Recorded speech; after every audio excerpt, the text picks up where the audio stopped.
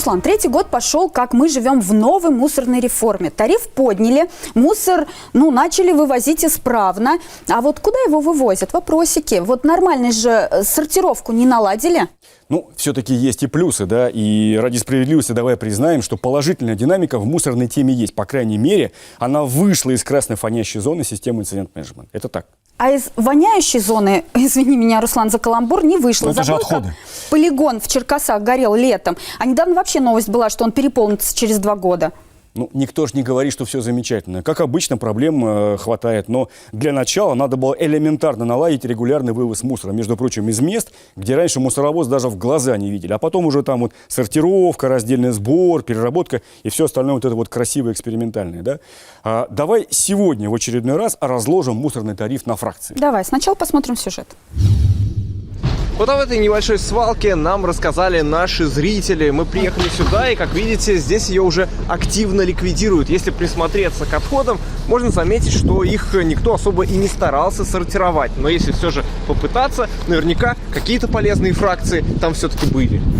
Раздельный сбор отходов – один из первых шагов к нулевому захоронению, избавлению от мусорных полигонов. Но говорить о полном исчезновении свалок в России пока не приходится. Сортировка бытовых отходов в нашей стране пока не обязательна, хотя некоторые жители Уфы уже сейчас готовы отделять вторсырье от мусора. Раздельно собираете или все в один контейнер? По-разному.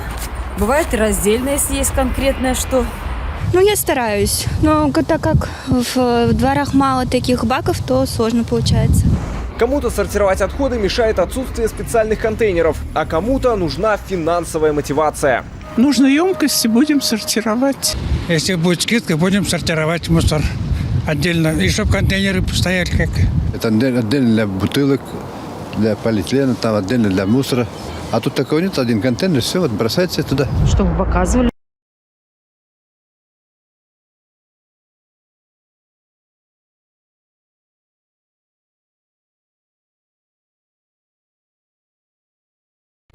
Предприниматель, эксперт в сфере сортировки твердых бытовых отходов Николай Штоль уверен, что переход к полноценному раздельному сбору не за горами. Никто не хочет жить рядом с полигоном. Сейчас там придумали, давайте мы построим мусоросжигательный завод. Никто не хочет жить рядом с мусоросжигательным заводом. Ребят, тогда давайте, если мы не хотим жить рядом с этим, давайте идти к тому, чтобы этого и не было. Главное, по мнению специалиста, найти правильную мотивацию для населения и подобрать инструменты контроля. Это контроль и со стороны, допустим, и регионального оператора, это контроль со стороны самих граждан. Допустим, на квартирном доме есть жители, они говорят, давайте, это наш контейнер. С ключиком будем запирать, это только исключительно наш контейнер, а вот остальное пусть платят те недобросовестные люди. Жителям Стерлитамака в качестве эксперимента предложили снизить тариф за вывоз мусора в обмен на минимальную сортировку. Принцип раздельного сбора – мокрое, сухое.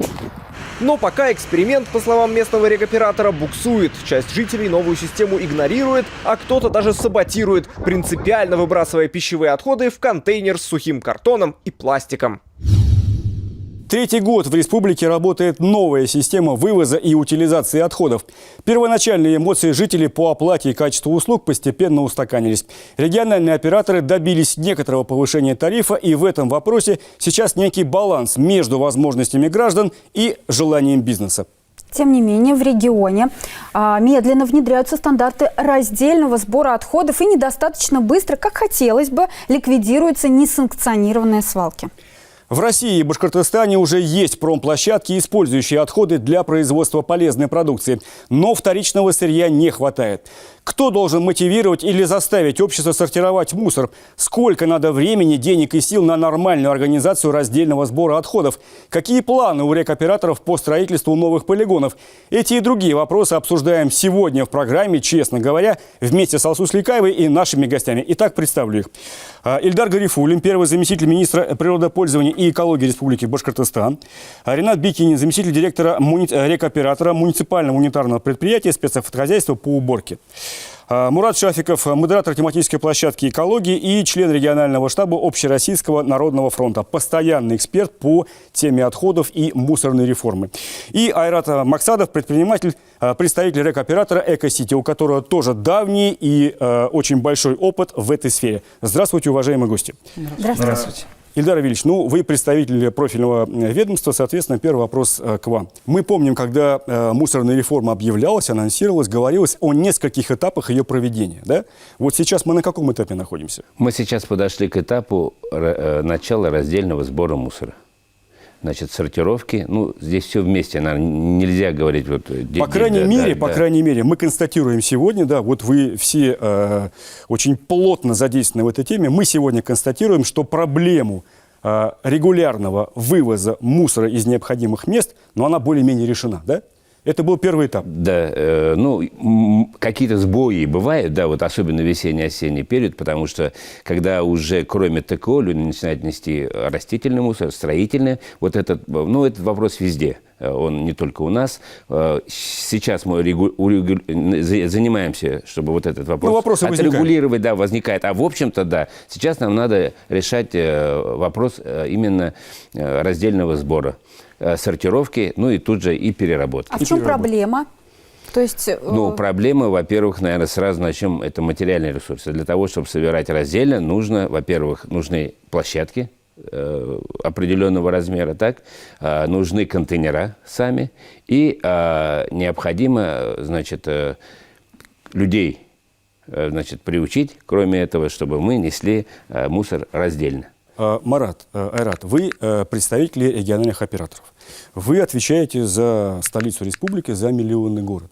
В чем вы видите главную проблему организации раздельного сбора вот на данном этапе, в Уфе?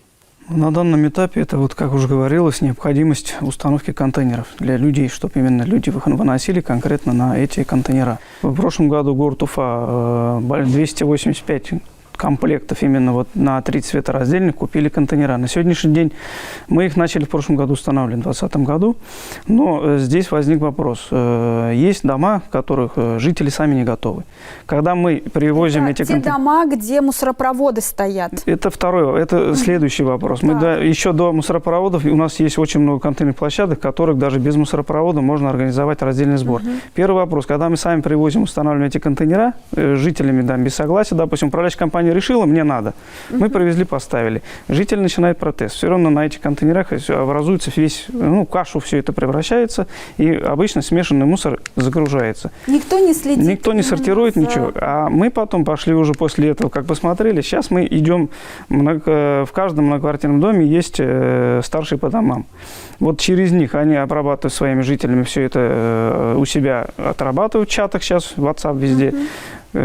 Порядка около 70% жителей хотят сортировать. После того они в управляющие компании обращаются, и мы уже после этого устанавливаем. Вот тогда результат есть. В этих площадках организовывается раздельный сбор, который мы потом вывозим отдельно. Понятно. Вот, понятно. Мы сейчас обязательно вернемся. Айрат, вот еще почти 3 года назад, да, когда мы собирались на выпуск по мусору, вы выступали, ну, почти, можно сказать, пионером, да, по теме раздельного сбора мусора.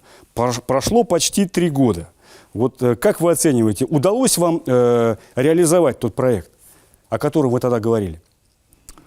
Ну, мы... И если есть сложности, то в чем и почему? Давайте сначала. Я поклонник раздельного сбора уже более 15 лет, по крайней мере. Мы все тут поклонники раздельного сбора мусора. Теперь, я глубоко уверен, что у нас мы входим в фазу такую, ну, то есть решение проблем с отходами, мы входим в фазу, когда и региональный оператор, и органы исполнительной власти, и население, там, как трио, должны решать эту проблему совместно. Кто из этих звеньев не созрел пока еще для решения этой проблемы? Значит, когда мы еще в прошлом году объявили, начали говорить об эксперименте, и мы предложили раздельный сбор осуществлять на 2 фракции, сухой и мокрый.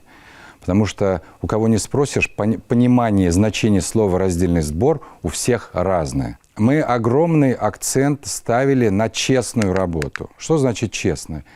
Мы говорим о том, мы создали инфраструктуру, мы построили площадки за свой счет, значит, закупили контейнера. Мы сейчас говорим о Столитамаке или какие-то еще о Столитамаке. Значит, контейнера для раздельного сбора, для дуального сбора. Значит, включились в чаты домов и давали обратную связь населению, что они сложили в эти контейнера. То есть вот идея такая была. Для того, чтобы все по-честному показывать. Я понимаю. Населению понравилась ваша идея? Населению. Вот, давайте так. То есть мы создали инфраструктуру. Участвуя в собраниях, мы 2 месяца население приучали отходы складывать в контейнер. Потому что, что лукавить, население у нас привыкло кидать отходы не класть в контейнер, а кидать на контейнерную площадку. Мы показывали, значит, мы на площадках установили видеокамеры, искали вот этих нарушителей, они постепенно начали исправляться. Вот. И до раздельного сбора еще не дошло. То есть все упирается в людей? Ты к этому ведешь? Все упирается к тому, что нужно создавать правила, и за эти правила нужно требовать уже исполнения, допустим, условий раздельного сбора. Спасибо, мы буквально прервемся на пару минут и вернемся обязательно к разговору. Жители до сих пор не очень доверяют идее сортировки отходов якобы потому, что мусорщики все равно потом сваливают все в одну кучу. Наша съемочная группа отправилась в Нефтекамск проверить, как оно на самом деле все происходит. Посмотрим и обсудим. Истории использованных пластиковых бутылок начинаются здесь, в одном из дворов Нефтекамска. На контейнерной площадке для них выделено особое место. В рамках пилотного проекта установили современные мусорные баки. Вместительные, удобные и яркого цвета. Посортировать-то здесь надо, вот там дальше, как я не знаю, с обработкой. Если потом также будут складывать все вместе, смысла нету, конечно. А если есть переработка, то ладно. Сейчас в Нефтекамске установили 220 контейнеров для сбора пластика. До конца года планируется разместить еще 110. Специально для данных целей группой компании «Мехуборка» был выделен автомобиль для сбора вторичных фракций, вторичных материальных ресурсов. Данный автомобиль будет проезжать по контейнерным площадкам и собирать уже раздельные виды отходов. В данном случае это пластик. Собранный в результате селективного сбора пластик будет отправляться на сортировочный комплекс, где он будет досортировываться, после чего уже направляться переработчикам. А пока за бутылками приезжает вот такой специально переоборудованный автомобиль, который грузит пластик и сразу его прессует. Далее машина отправляется на сортировку. Путь не близкий. Комплекс находится в 20 километрах от Нефтекамска. Весь накопленный пластик вначале выгружается и подается на конвейер. Трудно поверить, что все проходящее через руки людей еще может как-то пригодиться. Но на самом деле данный конвейер можно смело назвать золотой жилой по добыче вторсырья.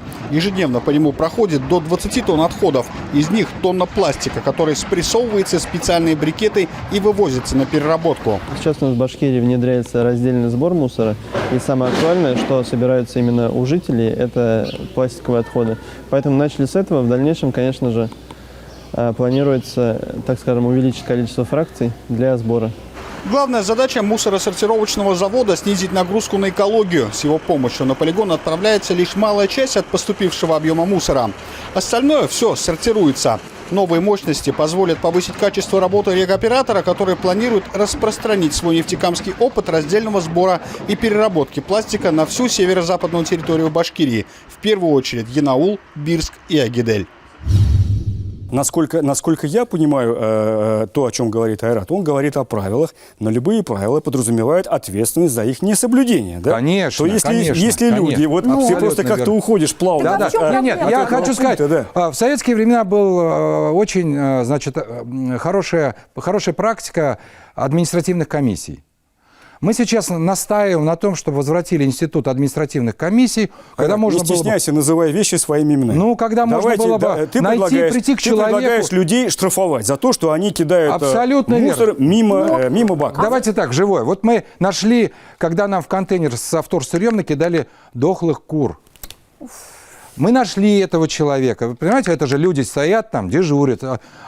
И, значит, вычислили, пришли к хозяйке этого дома, которая выкинула. И она говорит, а что вы мне сделаете? Я говорю, мы вам, конечно, ничего не можем сделать. Просто посмотрим в глаза. Все-таки, а как же идея? Говорит, а я не хочу.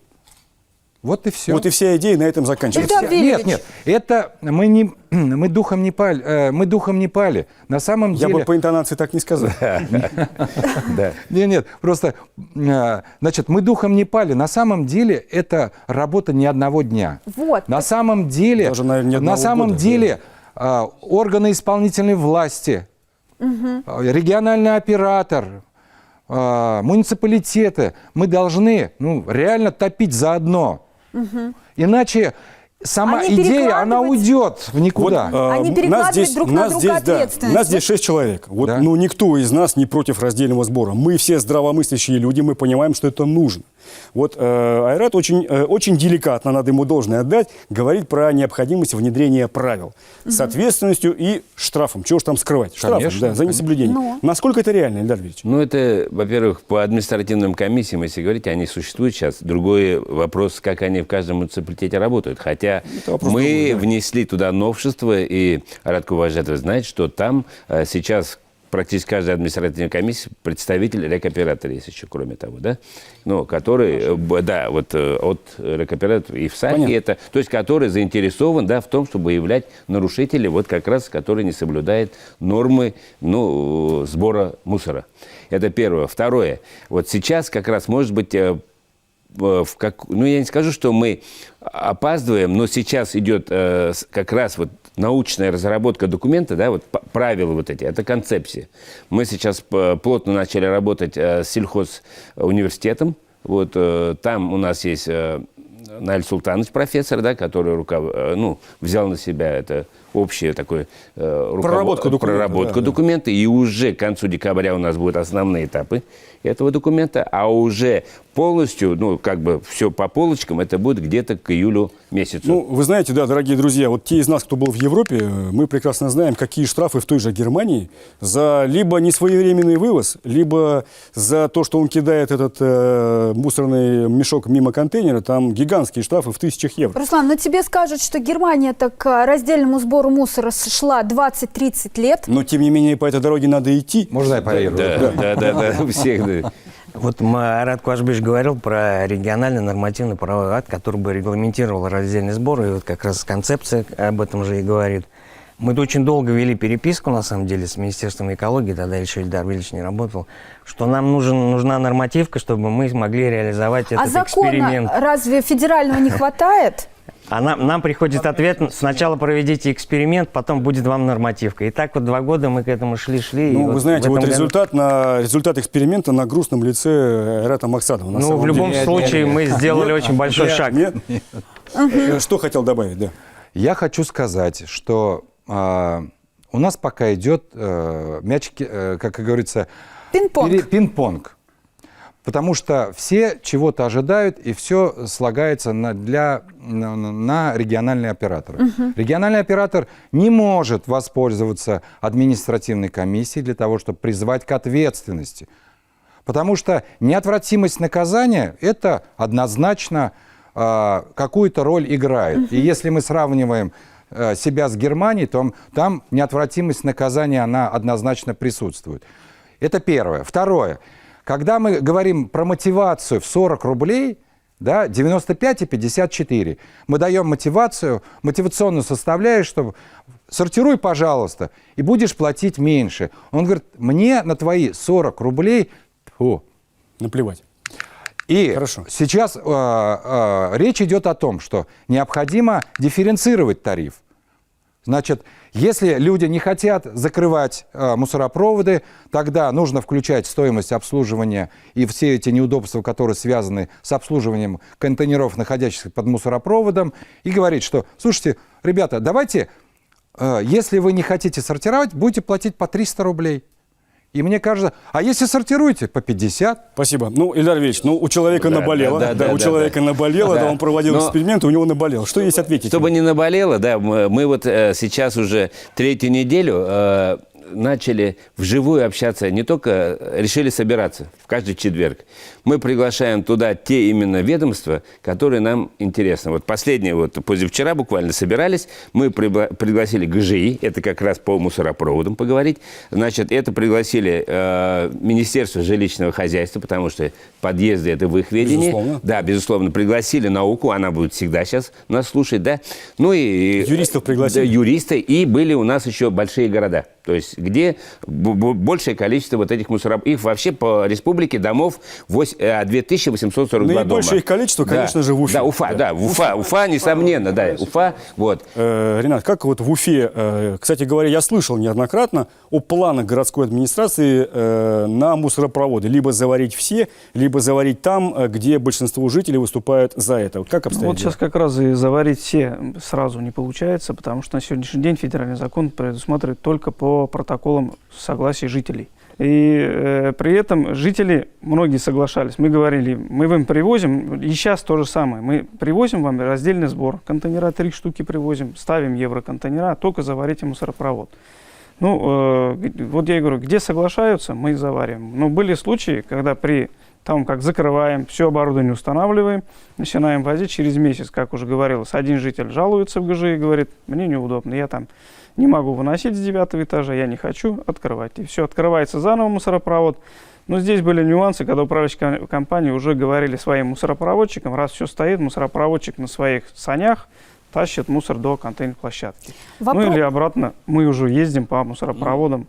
Приходится таким образом. То, что открываем, наверное, не совсем это. Вот вчера же обсудили. Да, в принципе, один человек не может решать. Вот поэтому сейчас мы тоже, чтобы все-таки закон трактовался, да, мы вот подготовили уже вчера письмо в Госдуму, да, нашим депутатам и просим помочь их в этом вопросе для того, чтобы конкретно обозначался в законе мусоропровод и конкретно простое большинство. Кроме этого, нам, значит, Айрат Квазиевич, вы, Экосети, генеральный директор, вчера пообещал Верховный суд, да, подготовить документы для того, чтобы тоже определить, что все-таки большое большинство должно быть, а не 100%. Мы вернемся к разговору обязательно буквально через пару минут.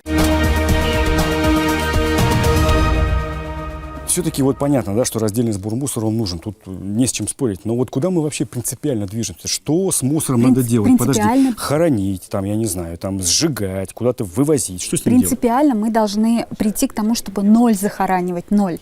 Ну, это идеал, это мечта, Почему это идеал? неосуществимо. Сейчас есть уже мусоросжигающие заводы, которые вот в принципе уже можно не на полигоны свозить, а сжигать. Ну, насколько это будет экологично? А вот давай об это этом вопрос другой. поговорим. Давай об этом поговорим. Не переключайтесь. Смотрите во второй части программы. То, что образует человек, все можно переработать. В одну машину все это сгружают, увозят. Сами себе подкладываем мину замедленного действия. Если вот мы не будем лебедь, рак и щука, да, у нас все получится. В эфире БСТ, программа «Честно говоря». Сегодня мы обсуждаем тему, которая относится к категории постоянных. Мусорная реформа. Почему она так медленно продвигается и можно ли реально отходы превратить в доходы?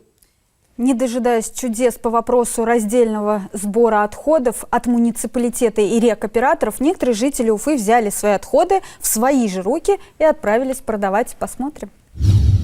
Сейчас это модно, сейчас это удобно и хорошо. Ну, как не знаю, мне это так проще. Сдавая отходы на переработку, можно заработать. Отсортированный картон, стеклянные и пластиковые бутылки, бумагу принимают и платят за них вот такие частные организации в Уфе. Наша задача максимально приблизить данные приемные пункты каждому человеку, потому что мы провели исследование и поняли, что люди не против собирать вторичное сырье. Работникам пунктов приема скучать не приходится, склад заполняется быстро. Чаще всего сюда приносят картон, потом это сырье отправится на перерабатывающие заводы. Это наш склад для приемки товара. Здесь у нас бывает смешанное, здесь у нас картон. Народ несет все, что можно, конечно, но желательно по объему побольше. Уфимцы приходят, кто с банками, кто с бутылками, даже в рабочие дни. А в выходные желающих сдать и заработать еще больше. Деньги, конечно, небольшие. За килограмм картона, например, заплатят 6 рублей. По молочку отдельно, бытовая химия отдельно. Из-под воды вот 20 рублей килограмм. Но сюда не нужно молочку. из-под масла не надо, и бытовой химии не нужно. Если вы принесете все это вместе, будет по 6 рублей как микс. Разделите, цены разные. Причем для большинства главная мотивация совсем не деньги, а скорее сознательный подход и понимание, зачем нужно сортировать отходы и почему так важно давать вещам вторую жизнь через переработку. Вот дети уже в пакет на балконе стоит, складывают туда отдельно бутылки пластиковые, отдельно крышки. Вот хотелось сейчас замотивировать их, чтобы они узнали, что за это еще денежку могут им дать. По мнению авторов проекта, важно менять само отношение к сфере переработки. Раздельный сбор отходов в современном мире не должен ассоциироваться с грязными мусорными ведрами и свалками. В одном из помещений бывшего Подымаловского консервного завода разместился первый в Башкирии экологический цех. Здесь буквально сутки напролет гудит мощный пресс, пахнет плавящимся пластиком. Здесь больше не закатывают банки. Здесь изготавливают вот такую красивую экологическую мебель. Бахилы, пластиковые бутылки, пакеты, а еще ведро песка. Все эти ингредиенты смешиваются и отправляются в специальную установку. Вся эта смесь не горит, а нагревается при температуре в 250 градусов. Соответственно, вредных выбросов в воздух нет. На выходе получается вот такого рода пластилин. Но это только заготовка. Далее примерно 20 минут на раскаленную массу давит пресс силой в 100 тонн. Без брака, конечно, никуда, но и он идет в работу. Чтобы изготовить одну скамейку, требуется порядка 50 килограммов пластика. Его сюда везут жители окрестных населенных пунктов. А еще вторсырьем делятся клиники и крупные заводы. Когда мы углубились в это и вникли вообще во все процессы, тонкости и пообщались с людьми, которым неравнодушна вообще экологическая обстановка как в Башкирии, так и в России, поняли, что это действительно тренд, и сейчас многих это заботит, и это сейчас у всех на слуху, и не безразличных людей очень много оказывается. Отшлифовать, покрасить, и новая лавочка готова занять свое место в парке. Она не боится ни холода, ни жары. А еще здесь изготавливают цветники, песочницы и урны. Но и это еще не все. Сейчас вот хотим пролоббировать проект, а именно делать мусорные навесы под мусорные контейнеры, мусорные площадки, благоустраивать именно нашими навесами, сделанные из нас, из нашего продукта. Своего рода такая ироничная мусорка из мусора, чтобы людям видеть конечный результат мусорной реформы. Ты приходишь выкидывать мусор, а у тебя мусорная площадка сделана из переработанного пластика. Айрат, ты, пожалуйста, прости, да, но неужели вот необходимо возводить элементарную задачу в организации раздельного сбора мусора до уровня национальной идеи? Неужели Конечно. Нельзя по-другому решить этот вопрос? Конечно. Мы в детских садах говорим, проводим эксперименты, учим детей раздельному сбору, а приходят они домой и говорят, да. Где раздельный сбор? И мы сами себе подкладываем мину замедленного действия. Лукавство? Лукавство. Вот мы переходим, кстати говоря, к следующему этапу, к следующему вопросу. Да? Ведь отходы и вторичное сырье – это не только экология, да? И вот с этой точки зрения, но это же еще и доход, это и бизнес, который приносит ощутимый доход. Это здесь как бы спорный вопрос. На сегодняшний день, чтобы доходом его сделать от этого вторичного сырья, нужно его столько ступеней переработать, чтобы из его продать именно комбинаты, который должен из него сделать уже вторичное сырье. Вот тут возникает принципиальный вопрос. Да, насколько доходность переработки вторичного сырья зависит от нормальной организации раздельного сбора? Вот. Как раз тут прямая зависимость, мы правильно понимаем? Пищевая, не пищевой, это как раз она дает. Когда мы с пищевой мокрым перемешиваем, качество того вторичного сырья уже сразу уходит на нет. И комбинаты, даже если вот уже привезти на полигон, вывалить этот мусор и оттуда вытащить даже, как бы мы скажем, сухой картон, комбинаты его будут принимать уже по сниженной цене, так как он является уже испачканным. То есть сухая и мокрая фракция, это уже имеет критическое значение? Да. Ну вот сейчас многие обсуждают полигон в Черкасах, что вот там ему 2 года осталось. А будут ли строительство там нового полигона, в который там из Уфы будут везтись, допустим, отходы? Как вот... Ну, полигон, который в Черкасах, общая площадь полигона 102 гектара. На сегодняшний день под отходами 55 гектаров, ну 55-60 гектаров, которые, да, остальная часть, она как бы пустая, там обычная земля. Но вот как раз в 2016 году был разработан проект, чтобы именно сделать вторую очередь данного полигона на этой же территории, без расширения, без ничего. И с этого момента, вот с этим проектом мы как бы на сегодняшний день боремся. Ильдар Вильевич, На федеральном уровне обсуждается вопрос о строительстве 52 мусоросжигающих комбинатов по стране. И вот будет ли Башкирия входить в число тех, которые, где будет располагаться такой мусоросжигающий комбинат? Есть ли такие планы? Планов много у нас, и есть люди, инвесторы, которые со своими планами приходят. Но сказать, что вот Башкирия однозначно пока определили как один из полигонов, это в начале тоже пути у федералов, да, я не могу сказать. У нас есть свои планы. Айрат, вы говорили о том, что предлагали 40 рублей скидки, да, из тарифа, если люди будут соблюдать принцип раздельного сбора. Да. Но они на это, как мы правильно понимаем, не реагируют. Но я же сказал, давайте предложим... Мы же должны не только убеждать людей, но как-то их мотивировать, чтобы они чувствовали это на своем кармане. Если мы предположим идеальную ситуацию, но мы понимаем, что этой но ситуации мы не мечтатели, нет. мы Просто реалисты. Я хочу сказать, то, что образует человек, все можно переработать. Мусоросжигающий завод – это не панацея, потому что там образуется иной отход, который все равно нужно будет захоранивать. И, видимо, не совсем полезный для экологии региона. Ну, он будет такой уже, более-менее нейтральный, но все равно полигоны... Насколько я могу предположить, основная реакция жителей и общественный резонанс будет, наверное, все-таки больше негативный, дело чем не в этом. позитивный, Мы все равно какую-то технологию для себя должны решить, принять.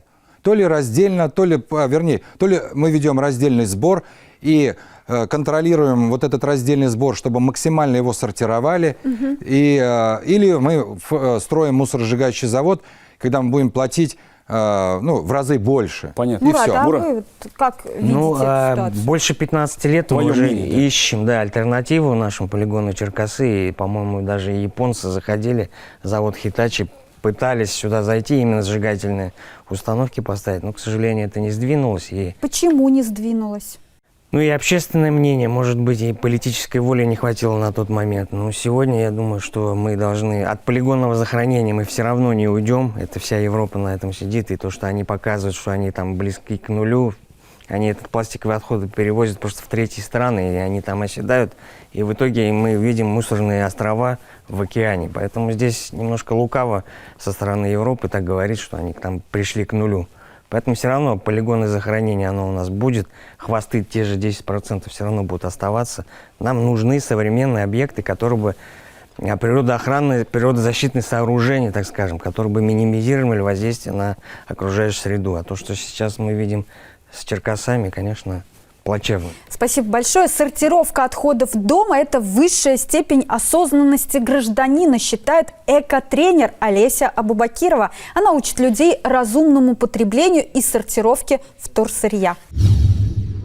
В сортировке отходов есть свои профессионалы. Олеся Абубакирова – экотренер. Она сортирует вторсырье на 15 фракций. Но, по признанию девушки, погружаться в такие тонкости всем не обязательно. Для спасения планеты достаточно базовой сортировки. Не обязательно начинать сразу сортировать больше 15 фракций, как делаю это я. Достаточно просто забить в 2 ГИС раздельный сбор мусора, найти ближайшие к себе пункты и начать сортировать хотя бы стекло, бумагу и пластиковые бутылки, это можно спокойно сдавать в контейнеры нашего регионального оператора. Возможности для разделения мусора и вторсырья есть уже сейчас. Вместе с тем, экотренер старается разрушить стереотипы, из-за которых многие уфимцы игнорируют раздельный сбор. Кто-то задается вопросом, почему один мусоровоз собирает содержимое контейнеров с бумагой, пластиком и стеклом одновременно. Когда региональный оператор сваливает в одну машину отходы сортированные, например, сваливает в одну машину стекло, бумагу и пластик, это нормальная ситуация. Главное, чтобы в эту кучу не свалили контейнер с несортируемыми отходами. Олеся уверена, что представить будущее без раздельного сбора отходов невозможно, иначе через некоторое время весь мир превратится в огромную свалку. Резюмируя наш сегодняшний разговор, все-таки мы договаривались акцентировать наше внимание, наш разговор на раздельном сборе мусора. Вот скажите, пожалуйста, Айрат, у нас есть такая любимая фраза «свет в конце тоннеля». Да? Вот вы видите свет в конце тоннеля? Мы знаем, что вы видите, но все-таки в чем он? В раздельном сборе мусора. Однозначно мы придем к раздельному сбору, однозначно мы придем к победе, но при условии, если мы будем все вместе трудиться. Это серьезная тема, надо качать за национальную идею. Если посмотреть сверху на нашу республику, то она превращается в помойки. Локально все равно несанкционированные свалки есть. И в этом направлении надо трудиться и, самое главное, не обманывать население. Не обманывать. Говорить честно. Не заниматься говоря. профанацией, Честно а говорить, что на самом деле все можно переработать, если мы правильно соберем. Понятно, спасибо. Мурат. Если вторсырье будет стоить дорого, то мы его не найдем ни в одном контейнере, в контейнере. То есть их будут собирать, и у нас заготовительная инфраструктура довольно-таки развита, цены на вторсырье выросли. Если у нас еще подключится этот механизм расширенной ответственности производителя, тогда мы вторсырье мы просто на контейнерных площадках не найдем. Люди будут его сдавать за деньги, те же незащищенные слои, которые не малоимущие, так скажем. Это вот, бизнес. Мурат, просто коротко, да. Вот ты как общественник-эксперт, который этой темой занимается много лет. Процесс идет в правильном направлении? Процесс Положительная идет, есть? да, процесс идет, и, к сожалению, процесс вытягивает там единицы. Понятно. Ренат. Нет, раздельный сбор, в принципе, население сейчас, понятие у населения есть, что это раздельный сбор, и необходимо разделять. Мы не говорим, что все население у нас не хочет и не будет разделять, они будут разделять. Тут же, конечно, мотивация, да, это основное, людей надо мотивировать, но в основном людям надо сказать, что, да, честно говоря, чтобы они приносили конкретно пользу, что мы забрали, переработку сделали, все отсортировали, допустим.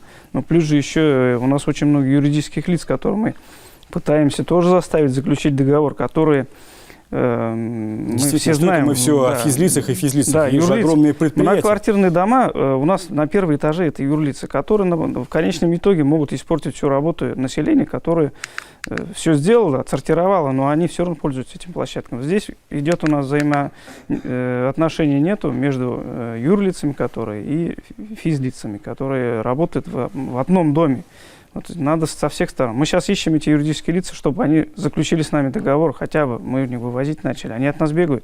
Спасибо. Илдар Ильич, на Минэкологии вся ответственность в конечном итоге. Ну, не совсем так. Даже Айрат Куажбек так не сказал. Это общая наша задача. Вот видите, рэк-операторы спрашивают, где штрафы? Где штрафы? Дайте нам штрафы. Поэтому мы вот сегодня из разговора поняли, что у нас еще очень много не только подводных, и надводных, да, разных у нас камней. Что я вижу? Все-таки здесь несколько этапов. Во-первых, это и поправкой в законодательство, да, чтобы четче были формулировки, да, четче была ответственность всех сторон. И рэк-оператора ответственность была, так ведь, да, четкая. И власти, как не только Минэкологии, мы, наверное, вместе с муниципалитетами. Муниципальное образование, да. Еще на одной стороне. Ну и людей. Понятно. И физлиц, да, и юрлиц тоже. И юрлиц тоже. Особенно юрлиц. С физлицами, между прочим, легче работать, чем с юрлицами. Поэтому, если мы не будем лебедь, рак и щука, да, а будем действительно вот этот тяжелый воз тащить в одном направлении, у нас все получится. Вам большое спасибо, что нашли время прийти. Большое спасибо за предметный, конструктивный, проблемный и, главное, честный разговор. Спасибо. Спасибо.